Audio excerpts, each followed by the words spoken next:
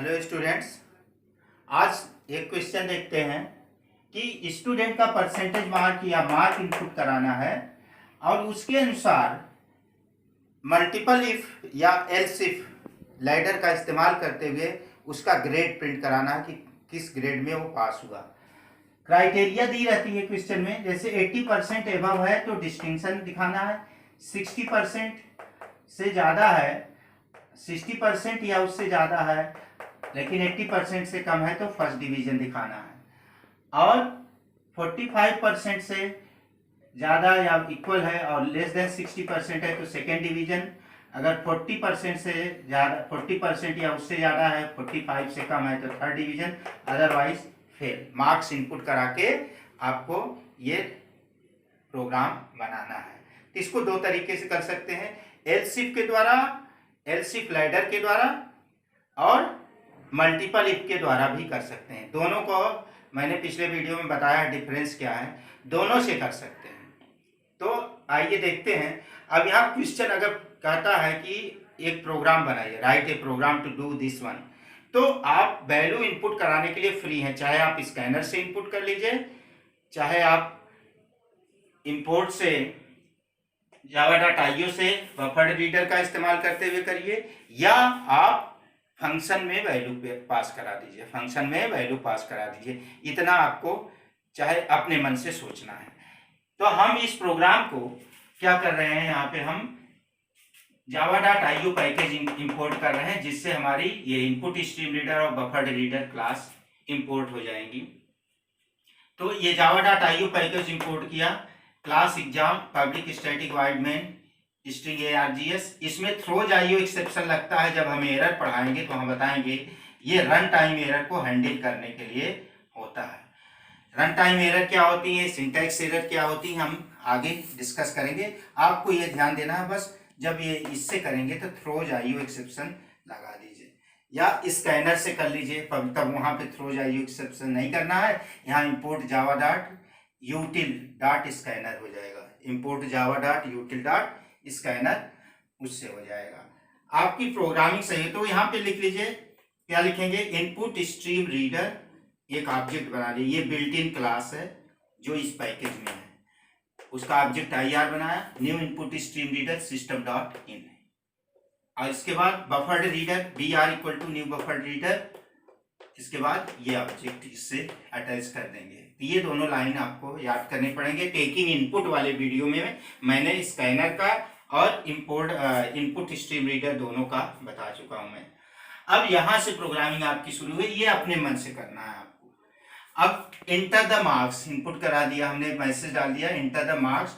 Marks को हमने int m में ले लिया, integer dot parseInt br dot read line. br dot read line क्या करेगा, स्ट्रिंग मान के वैल्यू को रीड करेगा, जो नंबर डालेंगे उसको स्ट्रिंग मान के रीड करेगा।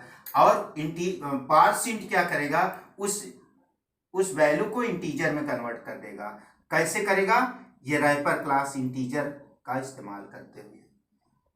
अब यहां चेक करेंगे, if m greater than equal to, according to question m greater than equal to 80 क्या प्रिंट करेगा, डिस्टिंक्शन।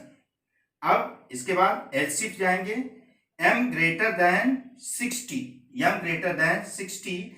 अब यहां पे आप चाहें तो ये भी इसके साथ लगा सकते हैं, greater than equal to 60 and less than 80। यहां पे आप लिख सकते हैं एंड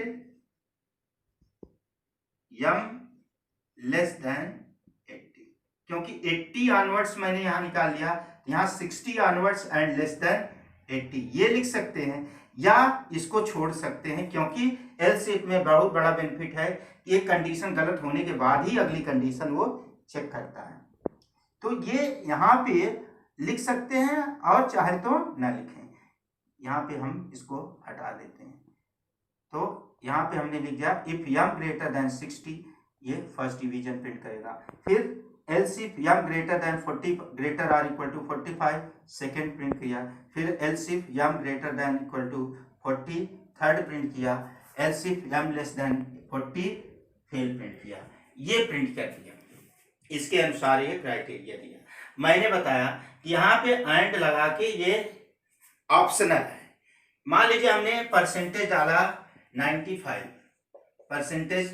मार्क्स जो है 95 डाले, m की वैल्यू मान लीजिए 95 है, तो ये चेक करेगा ग्रेटर देन इक्वल टू है, सही है, क्या प्रिंट करेगा, डिस्टिंक्शन प्रिंट कर देगा, और बाकी ये सब कंडीशन नहीं चेक करेगा। एलशिप में मैंने बताया कि आपको कि इसमें क्या होता है, एक कंडीशन गलत होने के बाद ही अगली कंडीशन को चेक करता है। अब मान लीजिए हमने परसेंटेज डाला, मार्क्स डाला आपका 65 डाल दिया, तो चेक करेगा m ग्रेटर देन 80 है, गलत हो गया, नहीं है, तो अब यहां जाएगा m greater than 60, greater or equal to 60, 60 से ज्यादा या इक्वल है तो सही है, 60 से ज्यादा कंडीशन सही है, क्या प्रिंट करेगा, फर्स्ट। इसके बाद ये नहीं प्रिंट करेगा, चेक करेगा। मान लीजिए हमने percentage 50 marks, sorry again and again I am saying percentage marks, m की वैल्यू मान लीजिए 50 है, तो ये चेक करेगा, पहले ये गलत है, 80 से ज्यादा नहीं, ये चेक करेगा, 50 से आपका 60 से ज्यादा है, नहीं है, तो यहाँ जाएगा ग्रेटर देन इक्वल टू 45 है, सही है, क्या प्रिंट करेगा, सेकंड। इस तरह से ये हर चीज करता चला जाएगा आपका। मतलब इसमें हो, इसका बेनिफिट ये है इससे करने पे, इसमें लॉजिकल एंड की जरूरत नहीं पड़ेगी, चाहे तो आप लगा सकते हैं, यानी आप चाहे ऐसे लिखिए, चाहे यहाँ पे लिख सकते हैं एंड लॉजिकल एंड लगा के, एंड m लेस देन 80, फिर यहाँ पे greater than equal to 45 and m less than 60, ये लिख सकते हैं, ऐसे ऐसे आप लिख एंड लगा सकते हैं, ऑप्शनल है क्योंकि मैंने वैसे से। लेकिन अगर आप मल्टीपल इफ से यही प्रोग्राम कर रहे हैं, यानी एलसीफ हटाना चाहते हैं यहाँ से, एलसीफ मतलब मल्टीपल इफ से करना चाहते हैं, तो आपको क्या करना पड़ेगा, तब ये कंडीशन कंपलसरी हो जाती है, ये यहाँ पे लॉजिकल एंड कंपलसरी हो जाएगा, m greater than equal to 40 and m less than 45, ये हो जाएगा, फिर m लेस देन 40। इस तरह से अगर मल्टीपल इफ से कर रहे हैं तब आपको ये दिखाना पड़ेगा कि m ग्रेटर देन 80, मान लीजिए हमने 95 डाला, तो क्या चेक करेगा, m जो है 80 से ज्यादा सही है, क्या प्रिंट करेगा, डिस्टिंक्शन चेक करेगा। फिर ये प्रिंट करने पर, डिस्टिंक्शन प्रिंट करने के बाद क्या चेक करेगा, 60 से ज्यादा सही है, कंडीशन सही है, लेकिन m लेस देन 80 नहीं है, m लेस देन 80 नहीं है, एक ट्रू आएगा, एक फॉल्स आएगा, एंड लगा है तो क्या हो जाएगा, फॉल्स हो जाएगा, तो ये प्रिंट नहीं करेगा, ये प्रिंट। फिर से समझिए, अगर 95% हमने डाला, 95 मार्क्स डाला, तो चेक करेगा m ग्रेटर देन 80 है, सही है, क्या प्रिंट करेगा, डिस्टिंक्शन।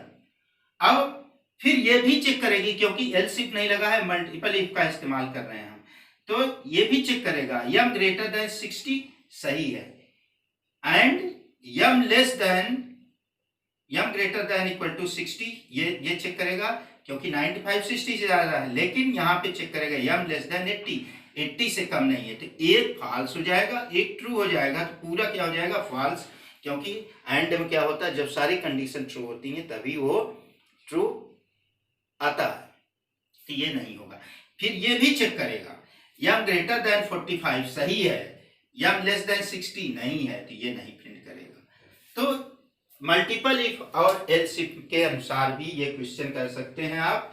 मल्टीपल इफ में आपको ध्यान देना पड़ेगा, तब आपको लॉजिकल ऑपरेटर लगाना पड़ेगा, और एल्स इफ करते हैं तो आप बस इतने से ज्यादा, इतने से ज्यादा, इतने से ज्यादा करके, जैसे मैंने अभी बताया वैसे भी आप कर सकते हैं। एक चीज ध्यान रखिए, ये एल्स जब लास्ट में लगाते हैं, जैसे यहाँ पे एल्स लगा दिया आपने, एल्स लास्ट वाली कंडीशन चाहे चेक करिए, चाहे केवल एल्स लगाइए, तो एल्स लगा देंगे तो ये चीज मिटा देंगे, ये चीज नहीं रहेगा, फेल कर देंगे। तो इस तरह से आपका ये प्रोग्राम आपका हो गया कि मार्कशीट का प्रोग्राम आप कैसे बनाएंगे। आपको स्कैनर से करना हो तो import java.util.scanner, scanner sc equal to new scanner system dot in करके, तब वहां पे थ्रो जाइए, एक्सेप्शन नहीं लगेगा। आइए देखते हैं और क्वेश्चन हम। अगला क्वेश्चन है, हमें पार्सल का चार्जेस कैलकुलेट करना है। पार्सल जिसका कि हमें वेट के अकॉर्डिंग चार्जेस उसका निकालना कि कितना चार्जेस हुए हैं। क्राइटेरिया क्या है? वेट और चार्जेस अप टू 10 kg। अगर पार्सल 1 kg से 10 kg तक का है तो उसका जो चार्ज होगा 20 रुपीज पर kg होगा। ठीक। अब चार्ज अगर वेट बढ़ता है नेक्स्ट 20 kg, नेक्स्ट 20 kg का मतलब क्या हुआ? 10 kg के एबव अगले 20 kg तक, 10 kg के एबव अगले 20 kg तक, तो अगला 20 kg 10 के बाद कितना होगा? 30 kg। यानी 10 से ज्यादा और 30 kg तक चार्जेस क्या होगा? 10 rupees per kg, 10 rupees per kg। ये एडिशनल चार्जेस रहेगा, यानी ये भी चार्ज लगेगा और ये भी चार्ज लगेगा। इसी तरह है नेक्स्ट 20 kg, यानी 30 के बाद नेक्स्ट 20 kg जो है 8 रुपीज पर kg। और मोर देन 50, देखिए यहाँ 50 kg आ रहा है, यानी 10 के बाद फिर 20, 30 के बाद 30 के बाद 20, 50 होगा। अब 50 के बाद पर kg क्या होगा? 5 kg। इस तरह के क्वेश्चन में आपको प्रीवियस वाले भी कैलकुलेशन एक नेक्स्ट वाले में करना रहता है। इस तरह के क्वेश्चन आते तो नहीं है, अगर आता रहता है तो उसमें दिया रहता है कि आपको सॉल्यूशन मतलब हिंट दिया रहता है। यहाँ पे हिंट नहीं दिया है, लेकिन उसी तरह का क्वेश्चन है। तो हमें क्या भेजना है? वेट भेजना है और चार्जेस निकालना है। तो देखते हैं, यहाँ पे हमने लिया क्लास पार्सल फंक्शन में कर रहे हैं क्योंकि उससे आसान होता है, हल्का होता है प्रोग्राम। यहाँ पे लिया चार्जेस इंट डब्ल्यू, वेट हो गया, मतलब जो आप वेट कितने केजी का है पार्सल वो डब्ल्यू हो गया। अब हमने चेक किया क्राइटेरिया के कंसर्न अप टू 10 kg, यानी if weight is less than 10, less than equal to 10, तो चार्जेस कितना हो जाएगा? W into 20 according to this. यानी अगर 1 kg है तब भी 20 से मल्टीप्लाई होगा, 2 kg होगा तब भी 20 से मल्टीप्लाई होगा, 5 kg है तब भी मल्टीप्लाई होगा 20 से। इस तरह से 10 kg तक का 20 रुपीज पर kg के अनुसार निकालना। अब अगला क्राइटेरिया आता है, मान लीजिए उसका वेट जो है आपका है 15 kg, W का वैल्यू क्या है? 15 kg।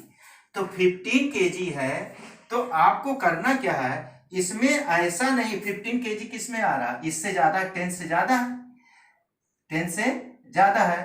तो ऐसा नहीं है कि 15 kg का डायरेक्ट आप 10 के हिसाब से निकाल लेंगे। इसका कैसे निकलेगा? 10 kg का 10 kg का इसके अकॉर्डिंग निकलेगा और बाकी 5 kg का आपका इसके अकॉर्डिंग निकलेगा।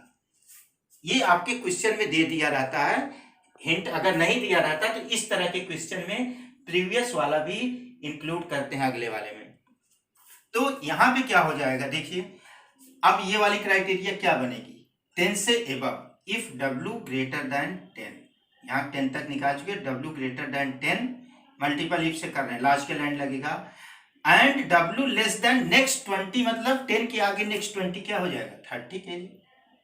तो W greater than 10 and W less than 30, तो ये इस वाली क्राइटेरिया में आ रहा है। 15 kg इसी क्राइटेरिया में आ रहा है।